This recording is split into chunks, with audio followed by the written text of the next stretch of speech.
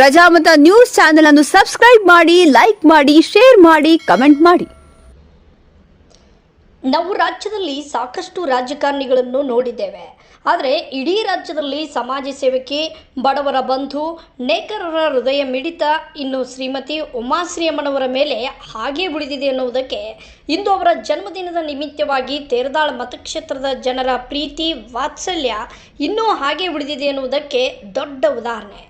ಇದು ಕಳೆದ ಬಾರಿ ಟಿಕೆಟ್ ನೀಡದೇ ಇದ್ದರೂ ಸಹ ಇಲ್ಲಿಯ ಜನಕ್ಕೆ ಹೃದಯವಂತಿಕೆಯಿಂದ ಇನ್ನೂ ಸಹ ನೇರ ಸಂಪರ್ಕದಲ್ಲಿದ್ದು ಈಗಲೂ ಸಮಾಜ ಸೇವೆಯನ್ನು ಕ್ಷೇತ್ರದ ಜನತೆಗೆ ಕೆಲಸ ಮಾಡಲು ಸಿದ್ಧರಿದ್ದೇವೆ ಎಂದು ಈಗಿನ ಸರ್ಕಾರದ ವಿಧಾನ ಪರಿಷತ್ ಸದಸ್ಯರು ಮತ್ತು ತೇರದಾಳ ಮತಕ್ಷೇತ್ರದ ಮಾಜಿ ಶಾಸಕರು, ಮಾಜಿ ಸಚಿವರು ಆಗಿರುವ ಶ್ರೀಮತಿ ಉಮಾಶ್ರೀ ಅವರ ಹುಟ್ಟುಹಬ್ಬದ ನಿಮಿತ್ತವಾಗಿ ಸಮುದಾಯ ಆರೋಗ್ಯ ಕೇಂದ್ರ ರಬಕವಿ ಬನಹಟ್ಟಿಯಲ್ಲಿ ಬಡ ರೋಗಿಗಳಿಗೆ ಉಪಹಾರ ಮತ್ತು ಹಣ್ಣು ಹಂಪಲುಗಳನ್ನು ವಿತರಿಸುವ ಮೂಲಕ ಅರ್ಥಗರ್ಭಿತವಾಗಿ ಅವರ ಹುಟ್ಟುಹಬ್ಬವನ್ನು ಅವರ ಅಭಿಮಾನಿ ಬಳಗದಿಂದ ಆಚರಿಸಲಾಯಿತು.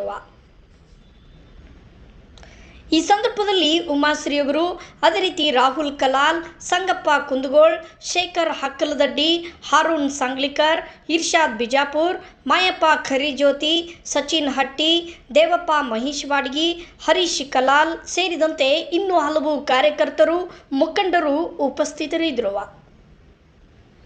ವರದಿ ಆಸ್ಮಾ ಕಮಲ್ನವರ್. ಉಮಾಶ್ರೀ ಅಮ್ಮವರ ಹುಟ್ಟುಹಬ್ಬದ ಪರವಾಗಿ 67ನೇ ಹುಟ್ಟುಹಬ್ಬದ ಪರವಾಗಿ ನಮ್ಮ ಸಮುದಾಯ ಆಸ್ಪತ್ರೆಯಲ್ಲಿ ಬನಹಟ್ಟಿಯ ಹಣ್ಣು ಹಂಪಲುಗಳ ಮೂಲಕ ಹುಟ್ಟುಹಬ್ಬವನ್ನು ಆಚರಿಸಲಾಯಿತು. ಶ್ರೀಮತಿ ಉಮಾಶ್ರೀ ಅವರಿಗೆ ಇನ್ನೊಂದು ಸಾರಿ ಹುಟ್ಟುಹಬ್ಬದ ಶುಭಾಶಯಗಳು.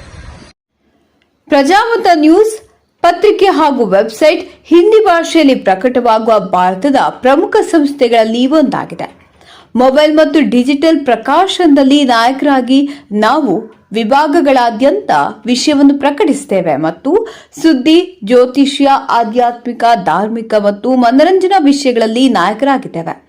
ಕೇವಲ ರಾಜಕೀಯ ಕಾರವಾದ ಮಾಹಿತಿ ನೀಡುವುದಷ್ಟೇ ಅಲ್ಲ, ಅವರಲ್ಲಿ ವೈಜ್ಞಾನಿಕ ಆಸಕ್ತಿಯನ್ನು ಹೆಚ್ಚಿಸುವ ರೀತಿಯಲ್ಲಿ ಸುದ್ದಿಗಳನ್ನು ಸಮಾಜದ ಮುಂದೆ ಇಡುವುದು ನಮ್ಮ ಉದ್ದೇಶ. ನಾವು ಸಮಾಜಕ್ಕೆ ಅಂತ ಮಾಹಿತಿಯನ್ನು ನೀಡಲು ಬಯಸುತ್ತೇವೆ. ಅದು ಅವುಗಳನ್ನು ಗಂಭೀರವಾಗಿ ಪರಿಗಣಿಸಬೇಕು, ನವೀಕರಿಸಲು ಮಾತ್ರವಲ್ಲ, ಸರಳವಾದ ಆದರೆ ಗಂಭೀರವಾದ ಪದಗಳಲ್ಲಿ ಸಾರ್ವಜನಿಕರ ಅನುಕೂಲಕ್ಕಾಗಿ ಸಾರ್ವಜನಿಕರ ಸುದ್ದಿಗಳನ್ನು ಸಾರ್ವಜನಿಕರಿಗೆ ತಲುಪಿಸಬೇಕು ಎಂಬುದು ನಮ್ಮ ಪ್ರಯತ್ನವಾಗಿದೆ.